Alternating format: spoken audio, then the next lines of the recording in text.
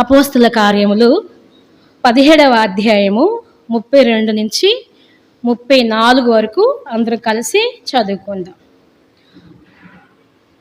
Start చేయండి. మృతుల పునరుత్థానమును గూర్చి వారు విన్నప్పుడు కొందరు అపహాస్యము చేసిరి, మరికొందరు దీనిని గూర్చి నీవు చెప్పినది ఇంకొకసారి విందుమని చెప్పిరి.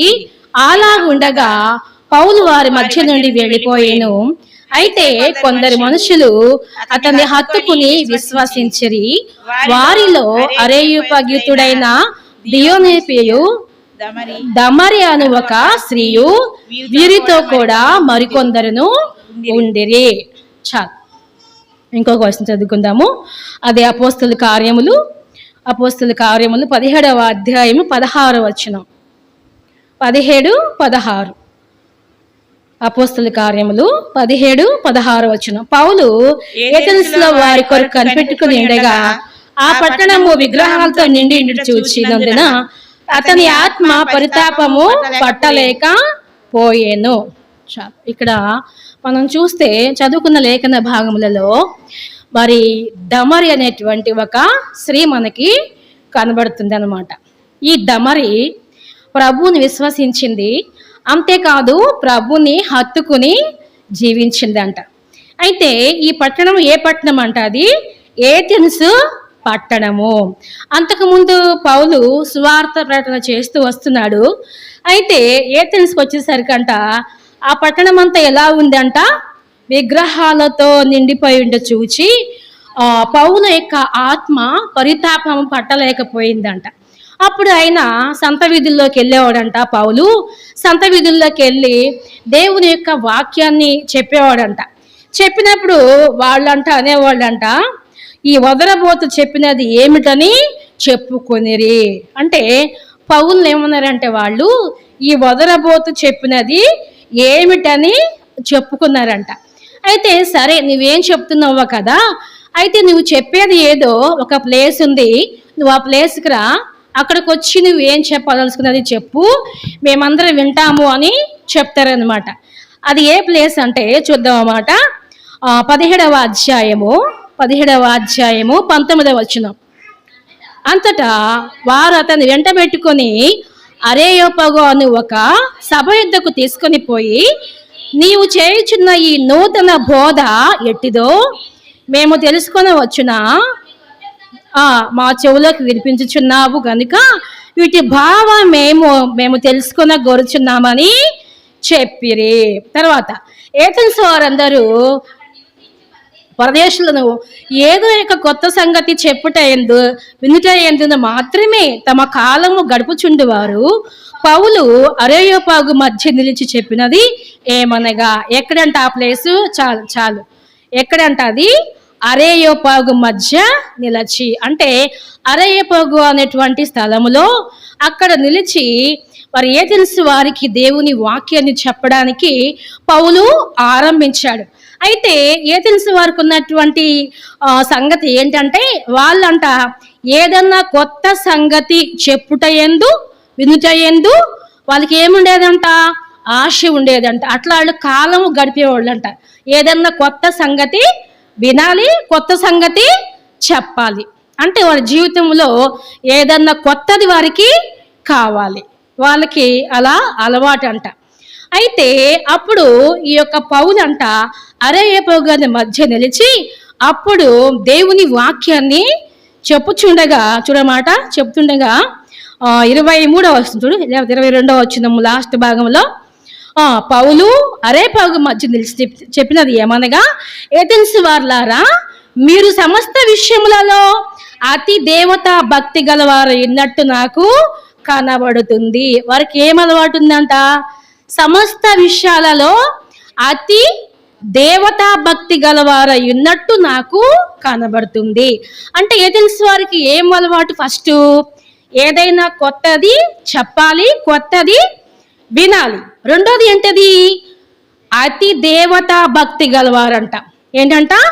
అతి దేవతా భక్తి. అంటే ఈ లోకంలో దేవుడు ఎవరో అతన్ని ఏం చేయాలి? మనము పూజించాలి. ఇంకా రకరకాల దేవతల్ని పెట్టుకున్నారంట వాళ్ళు. ఇంకా తెలియబడని దేవుడు అని చెప్పేసి పేరు లేకుండా ఒక దేవుడిని అక్కడ పెట్టుకున్నారంట. అంటే ఇంత శ్రద్ధ భక్తి వారికి ఉందన్నమాట. అంటే భక్తి గలవారు వాళ్ళు కదా. దేవుడు అంటే వాళ్ళకి ఏముంది? భక్తి. కానీ నిజమైన దేవుడు వారికి తెలియదు. చూడమాట అక్కడ పౌలు చూసినప్పుడు అంట 23వ చూడమ్మా, 23వ వచనం. మీ దేవతా ప్రతిమలను చూచుచుండగా ఒక బలిపీఠము నాకు కనబడెను, దాని మీద తెలియబడని దేవునికి అని రాయబడి ఉన్నది. కాబట్టి మీరు తెలియక దేని యందు భక్తి కలిగి ఉన్నారో దానినే మీకు ప్రకటించుచున్నాను. అంటే ఏదైతే మీకు తెలియక ఉందో దానిపైన మీరు భక్తి కలిగి ఉన్నారో దానినే మీకు నేను ఏం చేస్తున్నాను? చెప్పుచున్నాను అని పౌలు ఆరంభించాడు. అంటే ఆ పట్టణంలో ఏమున్నాయంట? అనేకమైనటువంటి దేవతలు బొమ్మలు ఉన్నాయి. ఒక బలిపీఠం ఉంది. ఆ బలిపీఠముకి ఏం పేరంట? తెలియబడని దేవుడు అని చెప్పేసి పేరు ఉందంట అక్కడ. కానీ వానికి ఏమి కూడా పేరు లేదు. దాని గురించి పౌలు చెప్తున్నాడు. ఏంటంటే ఏదైతే మీకు తెలియదో దాన్ని మీకు నేను చెప్పుచున్నా అని సువార్త ఆరంభించాడు. సువార్త ఆరంభించి చెప్తున్నాడు చూడమాట. అదే 17వ అధ్యాయము 26వ వచనం. మరియు యావత్ భూమి మీద కాపురమునటకు ఆయన యొక్క నుండి ప్రతి జాతి మనుషులను చేసి వారు ఒకవేళ దేవుణ్ణి తడవులాడి కనుగొందురేమో అని తన్ను వెదుకు నిమిత్తము నిర్ణయ కాలమును పొలిమేర్లను ఏర్పరచెను. అక్కడ ఏం రాయబడుతూ వచ్చిందంటే ఒక మనుషుని ద్వారా ప్రతి జాతి మనుషులను దేవుడు చేశాడు. తర్వాత ఏంటి? వారు ఒకవేళ దేవుణ్ణి తడువులాడి కనుగొందురేమో అని తన్ను వెదుకు నిమిత్తము నిర్ణయ కాలమును పొలిమేర్లను ఏర్పరచెను కదా. అంటే పౌలు యొక్క సువార్త ఎలా ఉందంటే అసలు ఈ యొక్క ఆకాశాన్ని కానీ ఈ భూమిని కానీ మనుషులు కానీ చేసింది దేవుడే. అయితే ఎవరన్నా దేవుణ్ణి ఎదుగుతారేమో కదా, ఎవరైనా సరే దేవుణ్ణి తడువులాడి వెతుకుతారేమో అని చెప్పేసి ఆయన మనసు ఉందని చెప్పి వారితో మాట్లాడటము ఆరంభించాడు. నిజంగా దేవుని యొక్క మనసు ఏంటంటే వివేకము కలిగి దేవుని వెతుకువారు కలరేమో అని ఆయన ఆకాశము నుండి చూడమాట. కీర్తనలు 53వ అధ్యాయము 2వ వచనం. కీర్తనలు 53:2.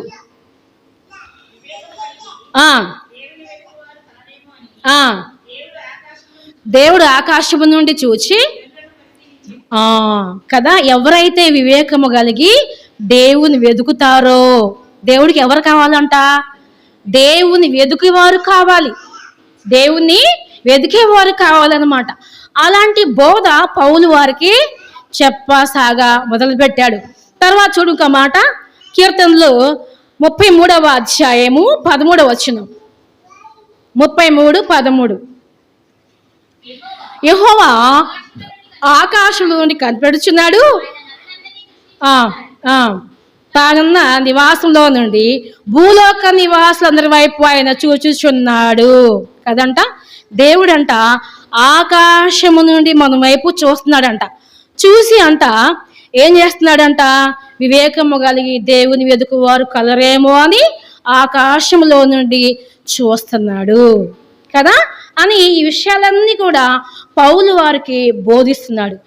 సరే, ఆయన వాక్యం చెప్తుండగా అంట చూడమాట 17వ అధ్యాయము 32వ వచనం.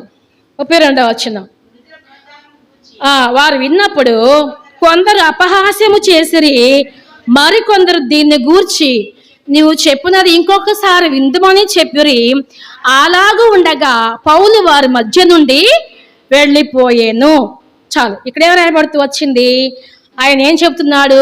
మృతుల పునరుత్థానాన్ని గురించి అంటే ఏంటి? మనం చనిపోయి మళ్ళీ ఏం చేస్తాం? మనము లేస్తాము, ప్రభు మనల్ని లేపుతాడని చెప్తుంటే ఈ విషయాలన్నీ కూడా విన్న వాళ్ళంట అపహాస్యము చేసిరి. మనం చనిపోవడం ఏంటి, చనిపోయినాక మళ్ళా మనం లేవడం ఏంటి, ప్రభు రావడం ఏంటి అని చెప్పేసి పక్క నవ్వుతూ వాళ్ళందరూ కొంతమంది అపహాస్యము చేశారంట కదా.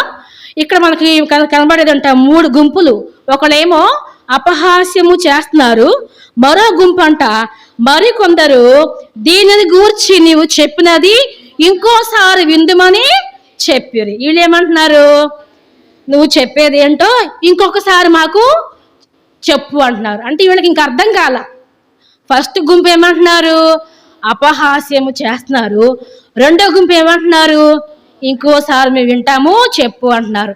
తర్వాత మూడో గుంపు అంట అలాగుండగా పౌలు వారి మధ్య నుండి వెళ్ళిపోయాడు. వాక్యాన్ని బోధించాడు, వెళ్ళిపోతే అప్పుడు అయితే కొందరు, వీళ్ళు మూడో గుంపు, అయితే కొందరు మనుషులు అతన్ని హత్తుకుని విశ్వసించిరి.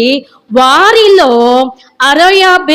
అరోయాపాగీతుడైన దియోనుసియా దమరి అను ఒక స్త్రీయు, వీరితో కూడా మరికొందరును ఉండిరి. ఎవరంటే వీళ్ళు దియోనుసియా, అవునా, దియోనుసియు దమరి అను ఒక స్త్రీయు, వీరితో కూడా మరికొందరును ఉండిరి. ఇక్కడ దమరి మనకి ప్రత్యేకించి కనబడుతుంది.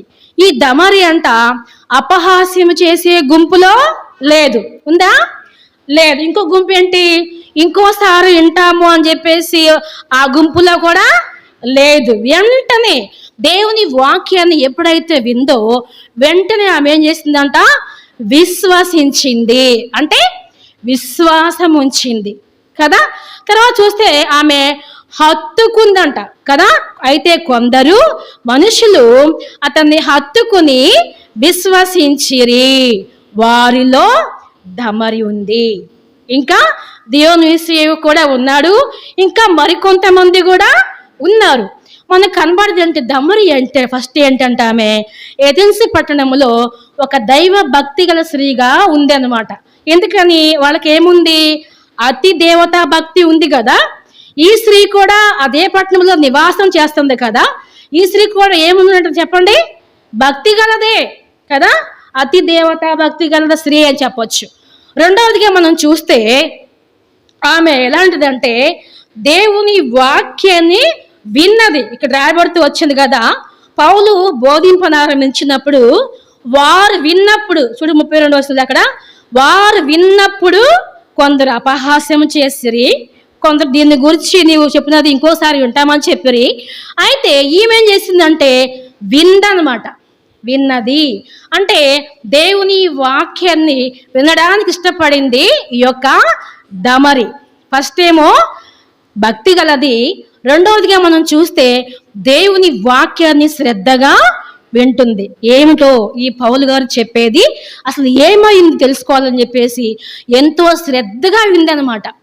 అపహాస్యం చేసిన వాళ్ళు సరిగా వినలేదు కదా, సరిగా అర్థం చేసుకోలేదు. రెండో గుంపు వాళ్ళు విన్నారు కానీ వాళ్ళకి లోతుగా అర్థం కాలేదు. అయితే ఈ స్త్రీ మాత్రం ఈ మూడో గుంపులో ఉంది. ఈ స్త్రీ ఏం చేసిందంటే వెంటనే ఏం చేసిందంటే విన్నది విశ్వసించింది. అంటే విశ్వాసం ఉంచింది కదా. అంటే మనం విశ్వాసం ఉంచితే ఏమవుతాం, మనము రక్షించబడతాము. నమ్మింది కదా, ఆమె నమ్మింది. తర్వాత మనం చూస్తే హత్తుకొని ఉంది కదా. అంటే హత్తుకోవడం అంటే ఏంటంటే వెంబడించుట. అర్థమవుతుందా మీకు? హత్తుకోవడం అంటే ప్రేమించడం వేరు, హత్తుకోవడము వేరు. మన బైబిల్లో చూస్తే రూతు గ్రంథంలో 1వ అధ్యాయంలో చూద్దాం అన్నమాట. 14వ వచనంలో, రూతు గ్రంథము 1వ అధ్యాయము 14వ వచనంలో మనకి ఓర్ప రూతు కనిపిస్తారు కదా. ఇక్కడ ఓర్ప ఏం చేసిందంట, అత్తను ముద్దు పెట్టుకుని వెళ్ళిపోయింది కదా. చూడమాటమ్మ, చదువురా. వారు ఎలుగెత్తి ఏడవగా ఓర్ప తన అత్తను ముద్దు పెట్టుకొనేను, రూతు ఆమెను హత్తుకొనేను. అంటే ఓర్ప ఏం చేసింది, అత్త అంటే ఇష్టమా కాదా? ఓర్పకి ఇష్టమే, దేవుడన్నా ఇష్టమే, కానీ హత్తుకునేంత కానే కాదు. ఓర్ప ఏం చేసిందంటే ముద్దు ప్రేమించింది, ఇష్టమే, ముద్దు పెట్టుకుని వెళ్ళిపోయింది. రూతు అయితే హత్తుకుంది. ప్రభువుకి ఎవరు కావాలంటే హత్తుకునేటువంటి వాళ్ళు కావాలి. ఎప్పుడు శ్రమలలో దేవుణ్ణి హత్తుకునే వాళ్ళు కావాలి.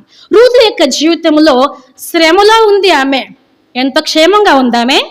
క్షేమంగా ఉన్నప్పుడు ప్రభువుని హత్తుకుందా? లేదు, విధవరాలుగా ఉంటూ వచ్చింది. ఆమె దగ్గర ఏమి చిల్లుగవ్వలేదు కదా. అలాంటప్పుడు ఆ స్త్రీ ప్రభుని హత్తుకుని కదా, అంటే అత్తని హత్తుకుంది, అంతేకాదు దేవుణ్ణి కూడా హత్తుకుంది. ఆమె ఏం చేసిందంటే బెత్లెహేమునకు ప్రయాణమై వెళ్ళిపోతుంది. ఇక్కడ మనం చూస్తే దమరి విశ్వసించింది, అలా ఉండిపోలేదు. ఏం చేసిందంట? ఆమె హత్తుకుంది. ఎంత మంచి మాట కదా. బైబిల్లో మనం చూస్తే 12 మంది శిష్యుల్లో కూడా మరి యోహాను ప్రభు యొక్క రొమ్మున ఆనుకొని ఉంటాడంట. ఆయన ఎందుకు ఆయనకి అంటే అందరికీ ఇష్టమే ప్రభువారు అంటే, కానీ యోహాను ప్రభుని హత్తుకుని ఉన్నాడంట. నేను మధ్య ఒక వాక్యం విన్నాను. ఎవరంటే ఆమె పేరు హేనా అనమాట. అయితే వాళ్ళ అమ్మగారు ఎవరంటే ఆమె పేరు తిమోతి, ఫిలిప్ గారి భార్య అనమాట. ఆమె చల్లపల్లి అనమాట. అయితే తిమోతి గారి భార్య ఒక మాట ఆమెకు చెప్పిందంట. ఈ హేనాక్క ఆమె కూతురు అనమాట. సరే, ఏం చెప్పిందంటే, అమ్మా, సేవలో 3 రకాల గుంపులు ఉంటారు. ఎంతమంది గుంపులు అంట? 3 రకాల గుంపులు ఉంటారు పరిచర్యలో, సంఘములో.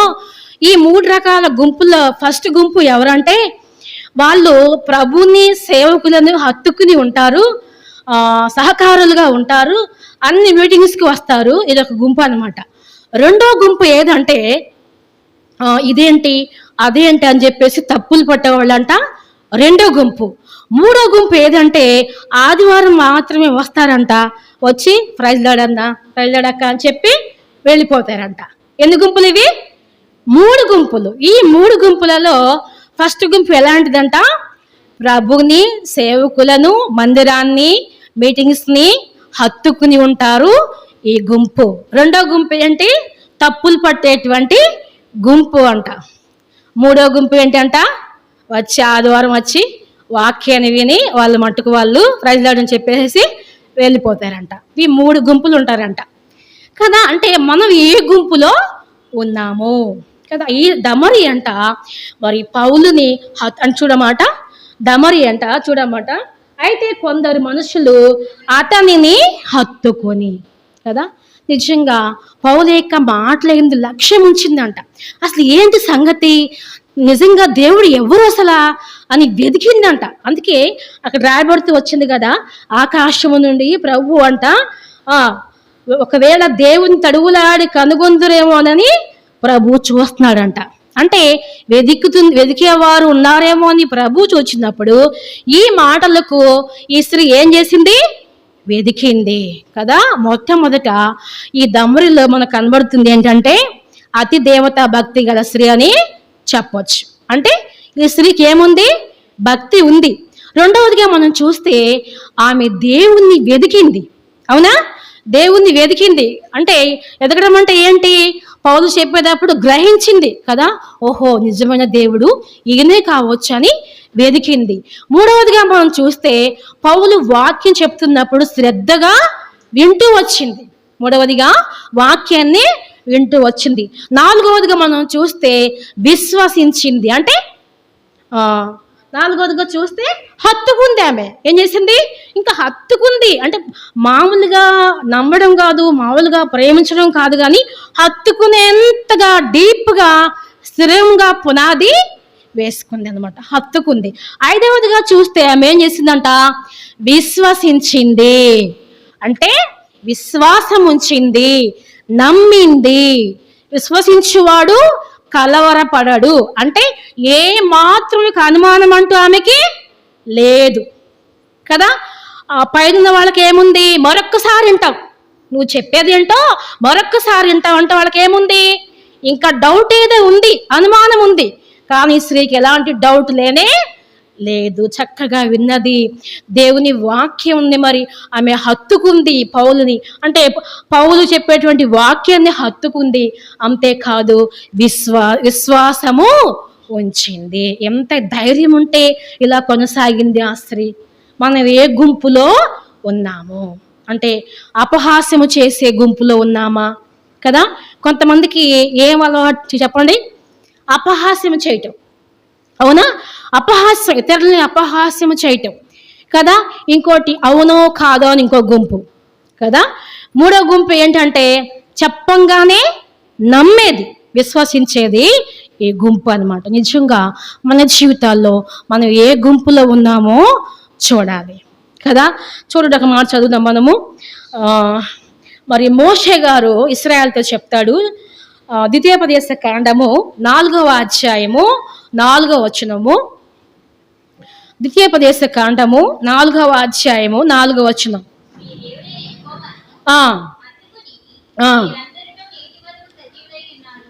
ఏమంటున్నాడు? మీ దేవుడైన యెహోవాను హత్తుకుని అందరూ నేటి వరకు సజీవులై ఉన్నారు. ఇది ఇశ్రాయేలీయులతో మోషే చెప్పేటువంటి మాట. ఇంకొకటి యెహోషువ గ్రంథము 22వ అధ్యాయము. యెహోషువ గ్రంథము 22వ అధ్యాయము. యెహోషువ గ్రంథము 22వ అధ్యాయము 5వ వచనము. అయితే పూర్ణ ఆత్మతోనూ మీ దేవుడైన యెహోవాను ప్రేమించుచు ఆయన మార్గములన్నిటిలో నడుచుకొనిచ్చు, ఆయన ఆజ్ఞలను గైకొనొచ్చు, ఆయనను హత్తుకుని ఆయన సేవించుచు. చాలు. ఇక్కడ ఏమన్నాడు యెహోషువ? యెహోవాను ప్రేమించుచు, ఇంకేంటంట? ఆయన మార్గాల్లో నడుచుకొనిచ్చు, ఆయన ఆజ్ఞలు గైకొనొచ్చు, ఆయనను హత్తుకుని ఆయనను సేవించుచు. అంటే ప్రభువుని ఏం చేయాలంట? హత్తుకోండి. ప్రేమించడం కాదు, హత్తుకోండి అని చెప్తున్నాడు. యెహోషువ కూడా అదే చెప్తున్నాడు. మనం చూస్తే బర్నబా కూడా చెప్తాడు అన్నమాట. చూడండి, అపోస్తుల కార్యములు 18వ అధ్యాయము. అపోస్తుల కార్యములు 18వ అధ్యాయము 11 అధ్యాయం 23వ వచనం. 11:23. అపోస్తుల కార్యములు 11:23. అతడు వచ్చి దేవుని కృపను చూచి సంతోషించి ప్రభువుని హత్తుకున్న వాళ్ళని అందరినీ హెచ్చరించును. ఎలాగంట? స్థిరమైన హృదయముతో హత్తుకోవాలంట. మీరు ప్రభు యందు విశ్వాసం ఉంచారు, మంచిదే. కానీ మీరు ఏం చేయండి? ప్రభుని హత్తుకొనవలనని అందరిది హెచ్చరించెను. ఇది బర్నబా చెప్తున్నాడు. కొత్తగా దేవుని నమ్ముకున్న వారికి బర్నబా చెప్పేటువంటి మాట కదా. మోషే ఏమన్నాడు? మీరు ప్రభుని హత్తుకున్నారు కాబట్టి ఇంకా సజీవులుగా ఉన్నారు. యెహోషువ ఏమన్నాడు? మీరు ప్రభువుని ఏం చేయాలి? పూర్ణ హృదయముతో మీరు ప్రేమించి ఆయన్ని హత్తుకొని సేవించమని యెహోషువ చెప్పాడు కదా. ఒక మాట చూద్దాము. లూకాసు వార్తలో కూడా ఒక మాట రాయబడుతూ వచ్చింది. లూకాసు వార్త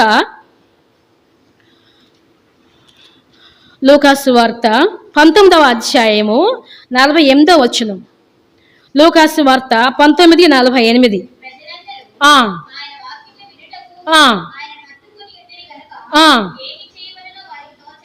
ఏం చేశారంటే వాళ్ళందరూ ఆయన వాక్యాన్ని వినుటకును ఆయనను హత్తుకుని ఉండిరు గనుక ఏమి చేయవలనో వారికి తోచలేదు. ఎవరికి? శాస్త్రులకి, పరిసయ్యులకి ఏం చేయాలో వారికి తోచట్లేదు. ఎందుకని? ప్రభుని అందరూ హత్తుకున్నారు కాబట్టి వాళ్ళకి ఏం చేయాలో అర్థం కాలేదంట కదా. అందుకే దావీదు కూడా చెప్తాడు ఒక మాట. 119వ కీర్తన 31వ వచనంలో.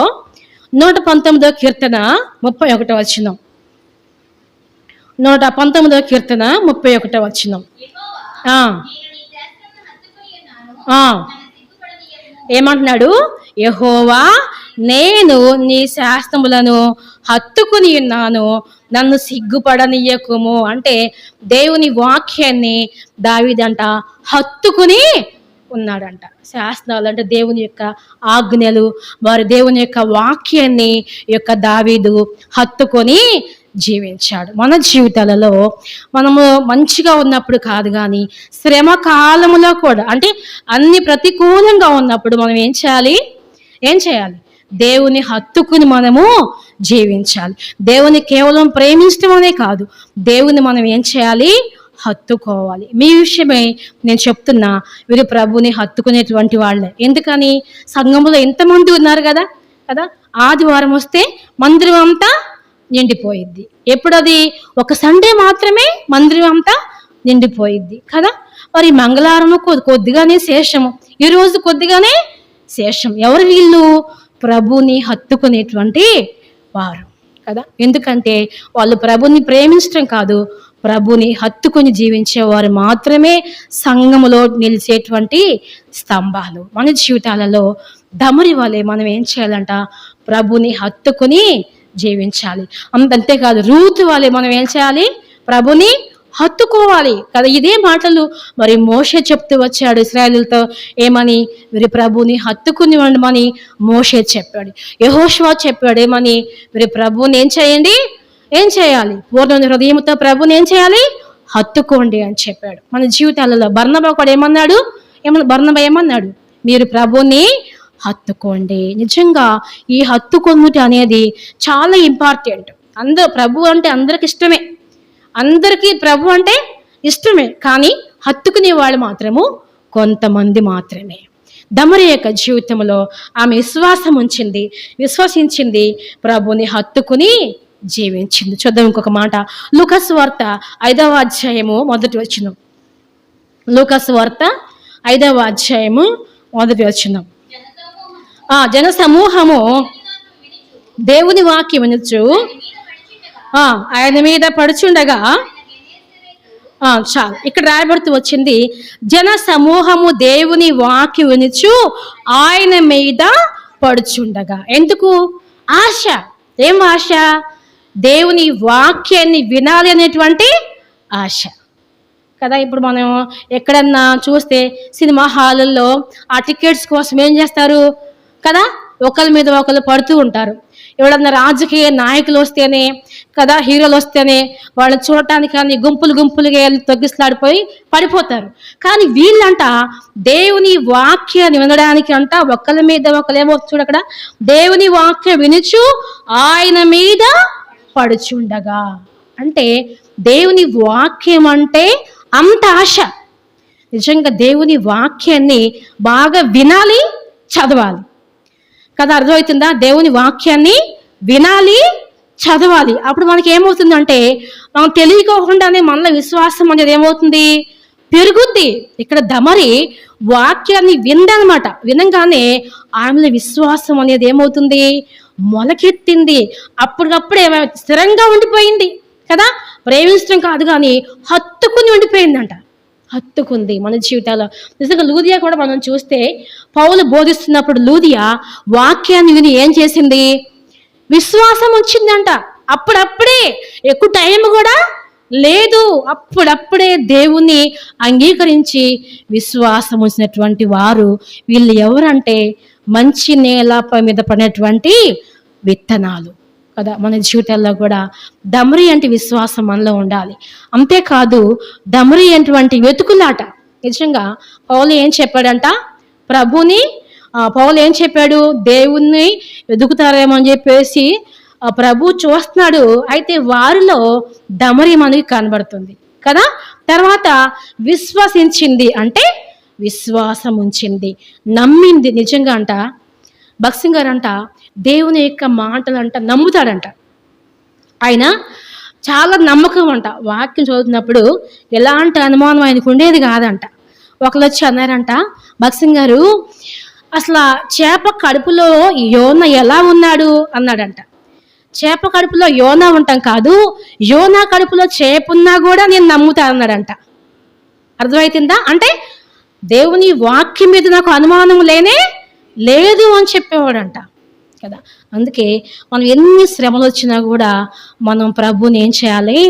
హత్తుకుని ఉండాలన్నమాట. ఒక స్త్రీ ఉందంట, అది ఏ ప్లేస్ అంటే కడప జిల్లాలో మనకి ఎక్కువ పండేది ఏంటంటే కొర్రలు, రాగులు అవి పండుతాయి అన్నమాట. సరే, ఆ స్త్రీకి భర్త లేడు, ఆమె ఒకటే ఒంటరి స్త్రీ అనమాట. ఆ స్త్రీ చాలా మంచి విశ్వాసి అనమాట. అయితే వారి యొక్క పొలంలో మంచిగా పంట పండిందంట.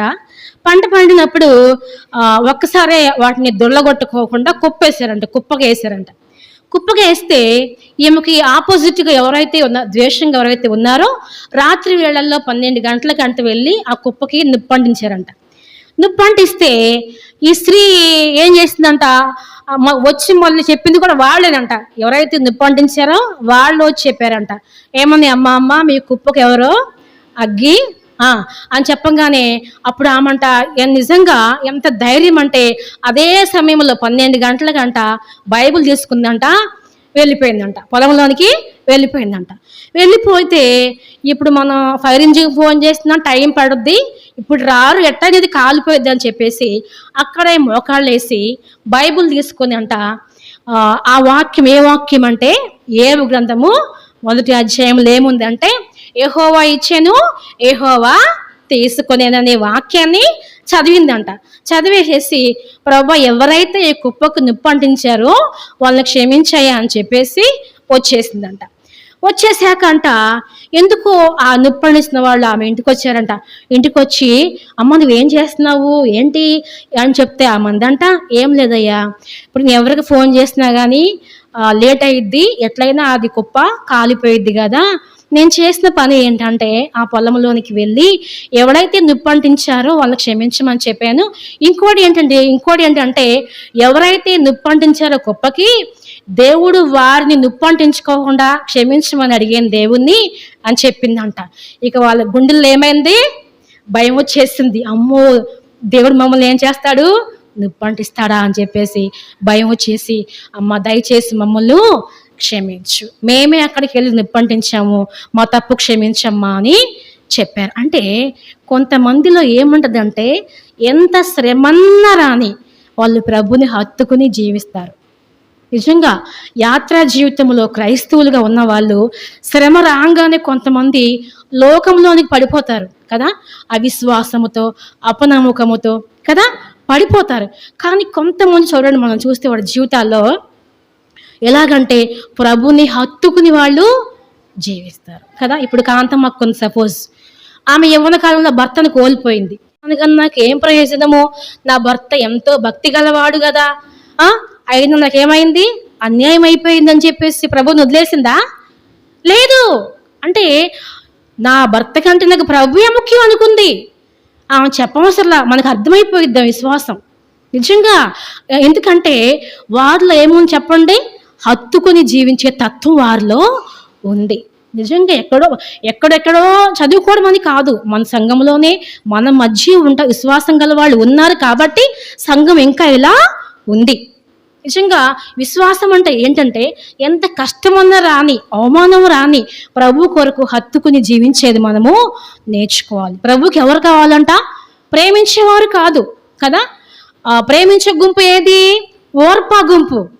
ప్రేమించే గుంపు ఓర్పా గుంపు, హత్తుకునే గుంపు ఎవరు, రూతు గుంపు. మన జీవితంలో రూతు గుంపులో మనం ఉండాలి, దమరి గుంపులో మనము ఉండాలి. దేవుడి వాక్యాన్ని దీవించునుగాక.